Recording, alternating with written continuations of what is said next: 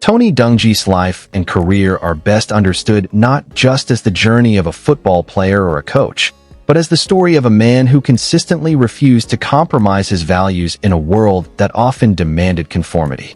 His rise from a quiet, disciplined young man to one of the most respected and groundbreaking figures in NFL history is a reflection of resilience, vision, and an unwavering belief in doing things the right way. To speak about Tony Dungy is to tell a story not merely about football, but about leadership, family, faith, and the example of a life lived with purpose. He was born on October 6, 1955, in Jackson, Michigan, into a household that valued education and discipline. His parents, Wilbur and Cleome, were both educators, his father a science professor and his mother a high school English teacher. From them, he inherited a love for learning and a deep sense of responsibility. Tony was raised in a family where achievement was encouraged but never demanded for its own sake.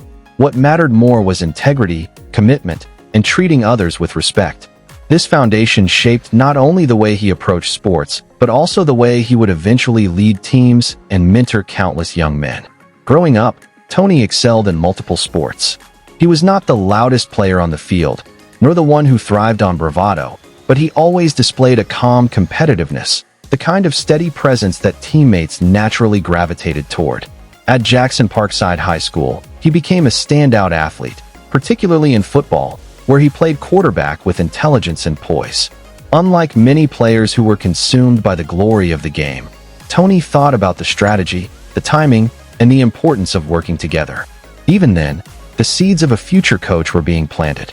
Dungy's next step was the University of Minnesota, where he continued as a quarterback.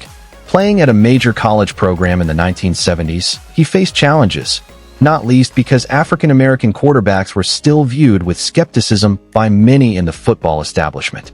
But Tony thrived, relying on his intellect and his composure. He finished his collegiate career as one of the school's most accomplished quarterbacks, though when the NFL came calling, it was not under center that he would find his opportunity. Undrafted in 1977, Tony was picked up by the Pittsburgh Steelers, a franchise then at the height of its dominance. With Terry Bradshaw entrenched as the starter, Dungy's role shifted to defense, and he found a home as a defensive back. His adaptability was remarkable. A man who had spent his life throwing passes was now intercepting them.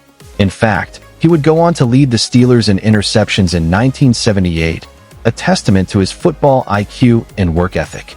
But his playing career was short, lasting only a few seasons, and by 1980, he transitioned into coaching, a move that would change not only his life, but the future of the NFL. Dungy began his coaching career as an assistant with the Steelers under Chuck Noll, one of the most respected figures in football history. From Noll, Dungy learned the value of preparation, patience, and consistency. He absorbed lessons not just about schemes and strategies, but about how to treat players as human beings. After several years working as a defensive assistant and coordinator, Dungy moved through the ranks, eventually serving with the Kansas City Chiefs and Minnesota Vikings. Wherever he went, his players praised his ability to remain calm under pressure and his belief that respect was a more powerful motivator than fear.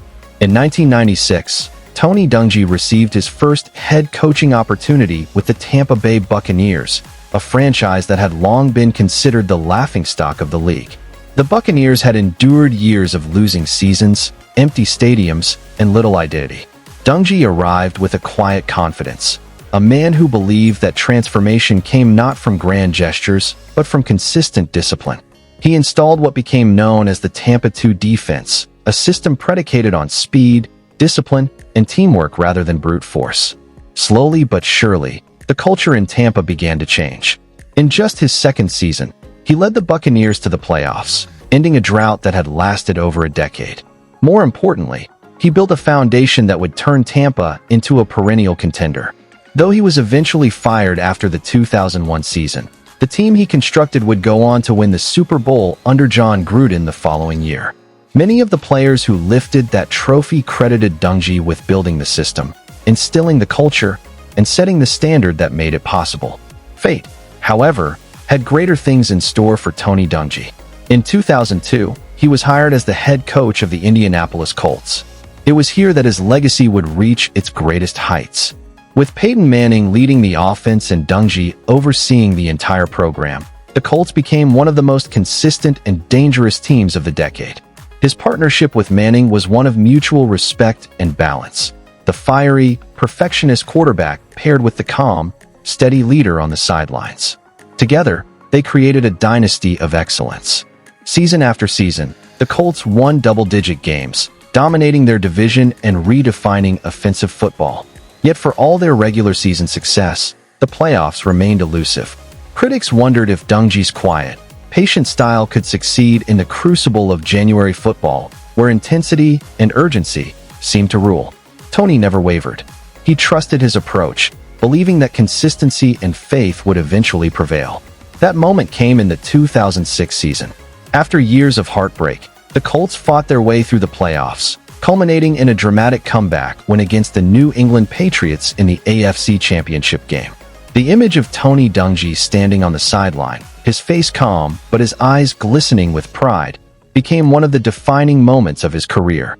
2 weeks later, on February 4, 2007, in Super Bowl XLI, the Colts defeated the Chicago Bears 29-17. Tony Dungy became the first African-American head coach to win a Super Bowl, a milestone that resonated far beyond the field. For countless young coaches and fans, his victory symbolized progress, representation, and the breaking of barriers. Yet what made Dungy unique was that he never saw the achievement as his own. In the aftermath, he spoke of his players, his family, and his faith. He credited God for guiding him, his players for executing, and his staff for believing. Where others might have celebrated with bravado, Tony's humility was his victory lap. Dungy retired after the 2008 season, finishing with a career record of 139-69, a Super Bowl title, and a legacy that few could match. But his impact did not end when he left the sidelines.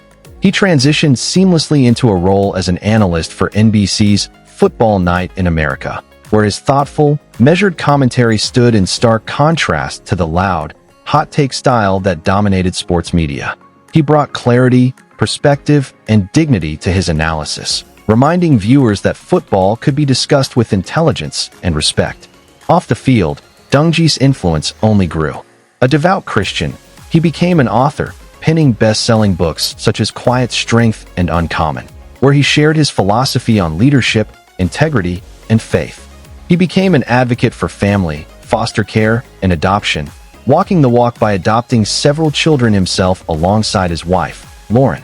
His foundation work, speaking engagements, and mentorship of young athletes and coaches demonstrated that his purpose was never limited to the gridiron. Dungy's life has also been marked by personal tragedy, most notably the death of his son James in 2005. It was a loss that shook him to his core, but even in grief, he chose to use his pain as a way to help others, speaking openly about mental health, the importance of family connections, and the challenges that many young people face. His willingness to share his own struggles made him more relatable, more human, and deepened the respect that people had for him. In 2016, Tony Dungy was enshrined in the Pro Football Hall of Fame, a fitting recognition for a man whose contributions to the game went beyond wins and losses. Standing at the podium in Canton, he once again emphasized not his accomplishments, but the people who had shaped him and the values that had guided him. It was a reminder that his story was never about personal glory, but about faith, service, and leaving the game and the world a little better than he found it. Today, Tony Dungy remains a symbol of what true leadership looks like. In a sport defined by intensity and often by ego, he proved that you could win at the highest level without yelling, belittling, or abandoning your values.